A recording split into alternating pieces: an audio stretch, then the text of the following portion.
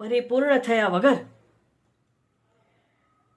જેવું કંઈ થોડું ભણ્યા, થોડું ક્યાંકથી કંઈક સાંભળ્યું અને જો ઉપદેશ આપવા બેસી જાય છે તો એવા ઉપદેશકોથી બચવા માટે વારંવાર કહેવામાં આવે છે કે શ્રોત્રિય બ્રહ્મનિષ્ઠ, જે પરંપરાથી જ જેણે અભ્યાસ કર્યો હોય પણ એટલું પૂરતું નથી, જેણે પોતાના જીવનમાં એ ઉતાર્યું હોય એનો જ બોધ લેશો તો જ પામશો, ને તો નહીં પામો.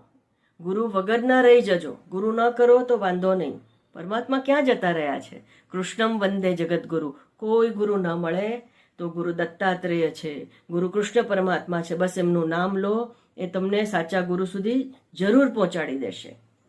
પણ ખોટા ઉપદેશકો બની બેઠેલા ગુરુઓથી બચી રહો. માટે વારંવાર સતર્ક કરવામાં આવે છે, આપના ભલા માટે, આપના સારા માટે. અસ્તુ.